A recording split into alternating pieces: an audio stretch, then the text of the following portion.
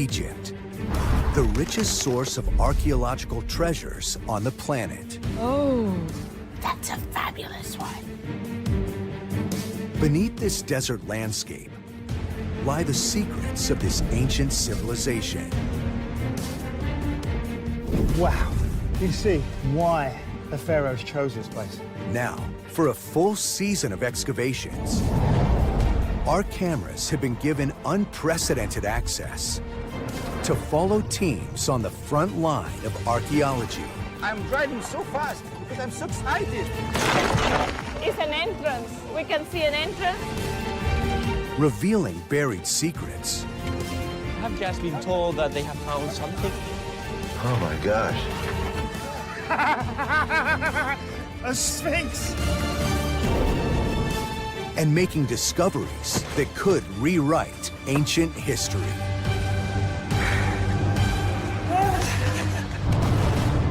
This time, new secrets of the boy king, Tutankhamun. Alia uses pioneering technology to reveal startling new evidence about his tomb and why it remained hidden for 3,000 years. A lot of robberies were going on. How was it not found? Ace's team discovers a long-lost cache of King Tutankhamun's treasures. The most exciting discovery in my career. And Alejandro discovers extraordinary burial treasures in a 4,000-year-old tomb. Congratulations!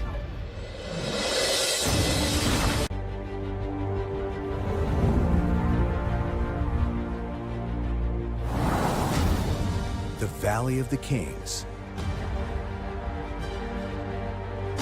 3,500 years ago, the great pharaohs stopped building pyramids as their tombs. They chose these secluded cliffs to become their cemetery.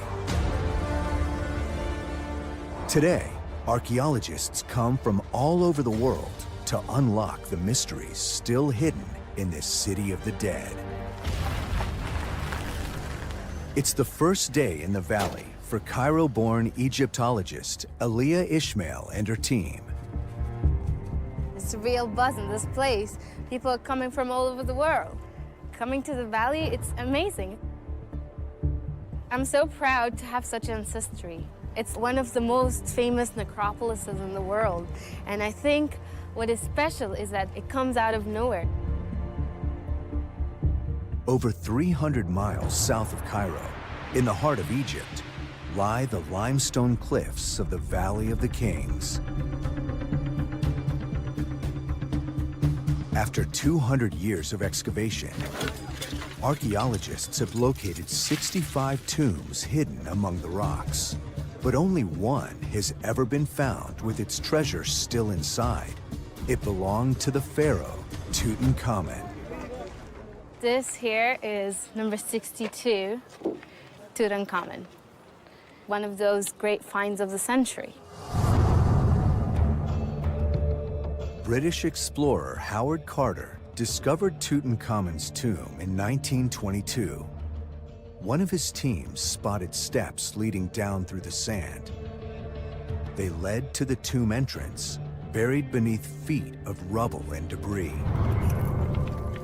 What Carter found inside inspired archaeologists for generations to come. Deep inside the mountains, amid a maze of tunnels that bored deep through the rock, Carter reached the tomb of Tutankhamun, hidden right in the center of the valley. Inside, he found treasures unlike anything ever seen before. Over 5,000 priceless artifacts, including golden statues. In the burial chamber, the pharaoh's mummy, wearing a golden death mask, was placed inside a coffin made of more than 200 pounds of solid gold. This intact tomb made Tutankhamun the most famous of the pharaohs. Now, Aliyah is investigating this golden pharaoh's life. Wow. And why his tomb remained hidden for so long. Aaliyah's team has been scanning and documenting the tomb for the last 10 years, and they've made a remarkable discovery. The idea here is to understand what's going on when you look at the data void of color. The scans strip away the paint on the walls to reveal unusual markings. This is the main scene, and here is the 3D of the north wall. So as you can see here, the silhouette of an image, and this would have been done while they were painting.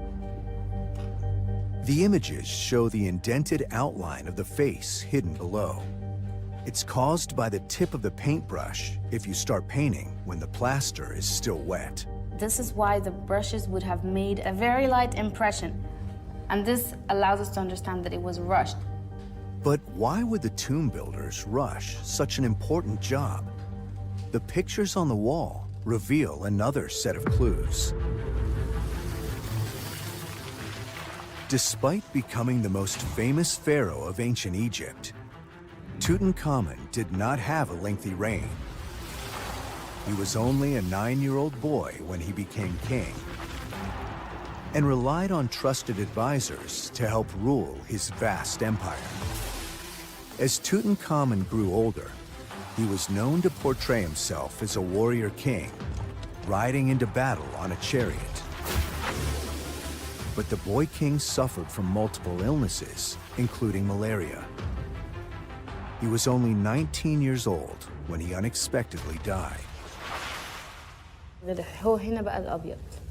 يعني هو الأبيض.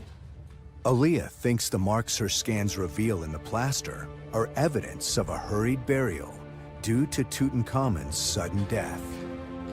The decorated part of the tomb is very small. It's only the burial chamber. The rest of the tomb is not decorated.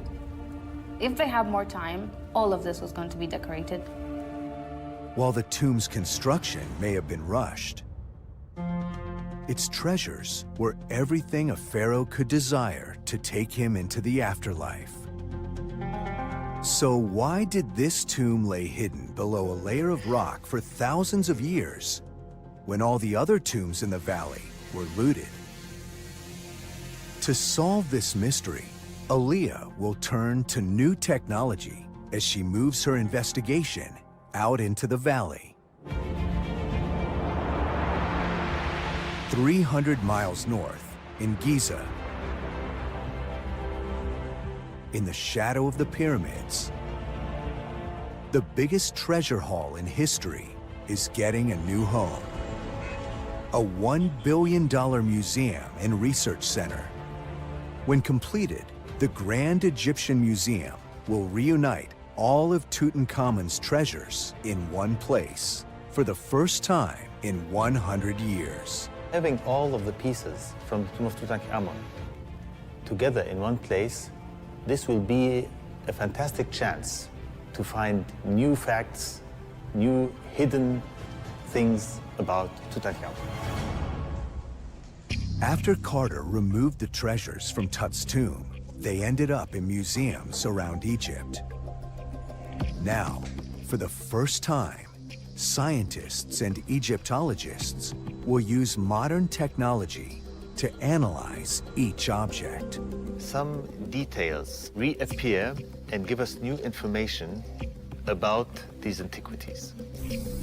But some of Tut's greatest treasures are yet to arrive. 300 miles south in the Luxor Museum, Asa Zedin is preparing 122 of these priceless artifacts for the move to Giza. I'm very, very proud to work with this kind of the artifact. We have a huge responsibility for dealing with the collection of Tutankhamun. This is the once in the lifetime to move this collection to Cairo. Asa's packing list includes one of Tut's famous chariots, intricate model boats, and a unique head of the cow goddess Hathor, elaborately gilded with gold. From my opinion, this head of cow, like the mask of Tutankhamun, very important pieces in this collection. لحد الأسانسير عندي. After just 4 hours, Asa's packing suddenly comes to a halt. One of his teams has discovered something completely unexpected in his storeroom. It's an antique box that Howard Carter used to pack and transport Tutankhamun's treasures out of the tomb. I never discovered something like that before. It's the most exciting discovery in my career. The box has been missing, presumed lost for decades, and no one knows what treasures it may hold. 120 miles south of the Valley of the Kings, near Aswan, a Spanish research team from Haiyan University is hoping to follow in Carter's footsteps and make new discoveries that could rewrite history. Professor Alejandro Jimenez Serrano heads the largest foreign team working in Egypt. Today is the first day of the dig season. Sorry for the mess. We are sharing the room, 3 researchers of the team. This is my bed, supposedly the best one. Sorry. It's amazing to get up and the first thing that you see, apart from the ugly face of your roommates, is the Kubet el Hawa, the hill. Kubet el Hawa is one of the largest ancient burial sites in Egypt.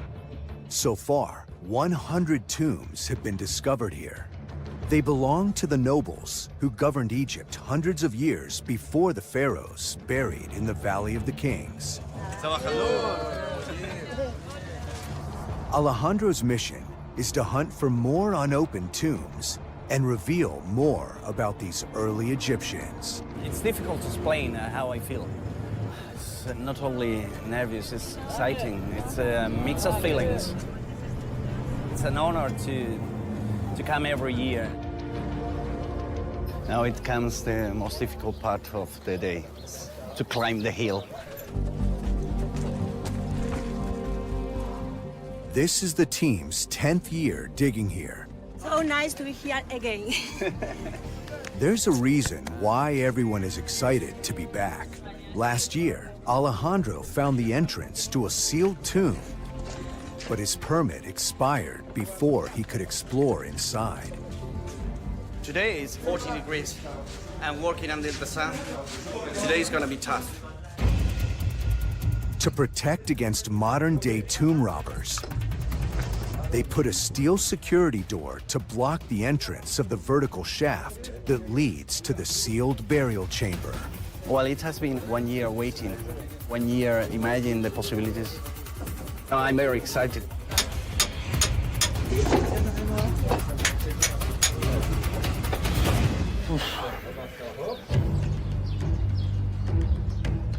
In Luxor, Asa's team packs Tutankhamun's treasures for the move to the Grand Egyptian Museum in Giza. But in the storeroom, Asa is ready to open Carter's long-lost box to discover what's inside.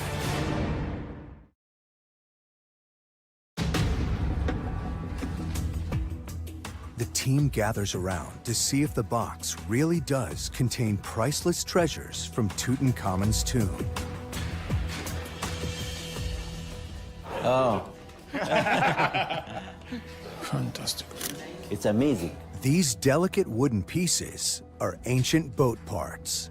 Thank you, Mr. Muhammad Atwa, about this new discovery. Storeroom records suggest they could be missing from a model boat Howard Carter found in Tutankhamun's tomb. This is the head of the bottle, like that. And the remains of the gold is still there after all these years. According to ancient Egyptian beliefs, boats played a key role after death. So placing model boats into tombs was a vital part of any burial.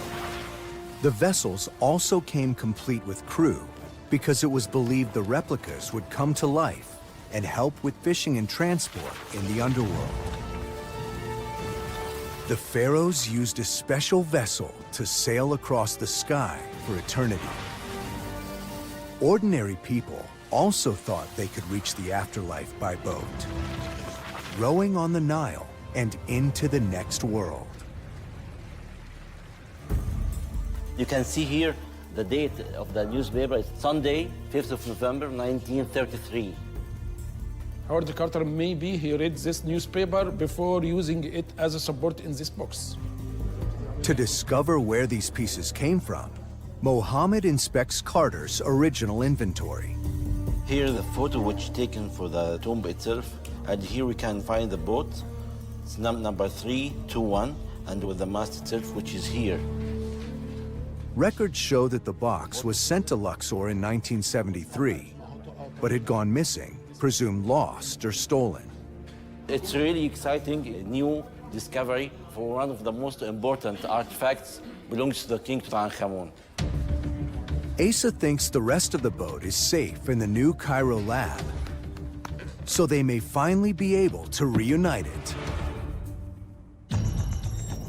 To transport the treasures to Giza, Asa's team must traverse 400 miles of barren desert roads and crowded city streets before they reach the safety of the new museum. It will take 2 trucks to transport all 122 of the artifacts to Giza. It's a very, very big moment for the collection. This is the final trip of Tutankhamun. But with such priceless relics on board, there's concern the convoy could be a target for a hijacking. We have a good police and a good army. They will follow us during moving from Luxor until arrive to Cairo. With security in place, it's time to roll. They now face a grueling 12-hour journey through the desert to reach Giza before nightfall. Ever since Carter's discovery of Tutankhamun's priceless golden treasures, archaeologists have continued to try and figure out where and how the ancient Egyptians found vast quantities of gold.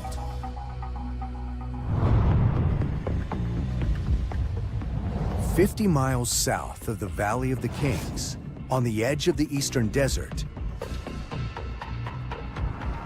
French gold expert Thomas Fauché and archaeologist John Ward are on the hunt for the origins of Tutankhamun's gold. So I'm going straight. What are you waiting for, a traffic signal? The eastern desert covers 85,000 square miles of remote, barren wilderness. Some of the rock here contains tiny grains of gold locked inside. Thomas has studied ancient gold mining techniques for 7 years. Now he wants to see if he can find any evidence of it. But this part of the desert is a risky place to be. The thing is, we need to leave before dark because it's not safe if we are staying there, because we can lose our way, we can have an accident, and it's also at the sunset that all the snakes are going out. Snakes? Yeah, vipers. No one told me about. They are on vipers, yeah. The first stop, an ancient well. It could provide clues to the location of mining communities during the time of Tutankhamun. This is the well just in front of us, yeah. It's dry. My God, that's a long way down. The well might be dry today, but it was so important to the ancient Egyptians, they built a temple to honor it. It's beautiful, isn't it? They've actually applied a plaster gyp ceiling and then applied the paint. Amazing. The text engraved on these walls reveals clues about the gold miners and where they were heading. Ancient engineers built a network of wells and rest stops stretching all the way across the desert, each a day's walk from the last, enabling travelers and miners to safely cross and explore the barren desert. The temple carvings indicate these wells led toward the mines. Thomas hopes he will be able to find some evidence of the people behind Tutankhamun's gold mining operations. Now it's time to go deeper east. Like an ancient treasure map, they must follow the trail of wells further into the desert.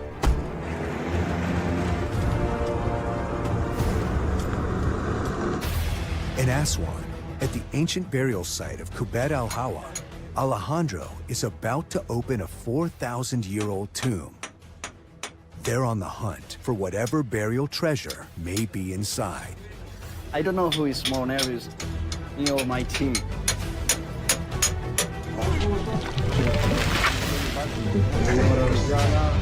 I want to go now.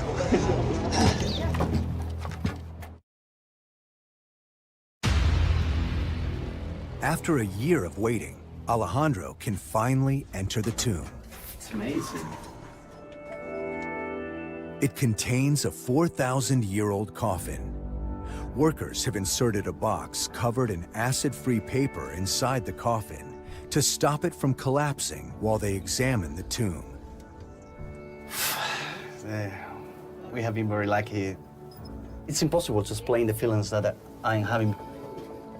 The burial consisted in 2 coffins, the outer coffin and the inner coffin. Among the debris of the outer coffin, Alejandro spots something extraordinary. It is full of wooden models, but unfortunately, the outer coffin fall over them. The chamber is full of model boats, similar to the one in Tutankhamun's tomb. To find these funerary boats in a tomb is rare today. But there's not just one. There are 4, complete with crew. You want to laugh, you want to shout, you want to cry. This is the first time in 70 years a set of boats like this has been found. This discovery gives Alejandro an extremely rare opportunity to study such important burial goods. But first, he has to extract them from the tomb safely. Alejandro calls in his team of conservation specialists, Sarah and Teresa. I have 1, 2, 3, 4 boats, and the observation is very bad. Yeah, it's very difficult, and the insects eat their support. Termites have attacked the wooden boats. Sarah sprays on a liquid adhesive to hold them together. So we will see if they are capable to make a miracle.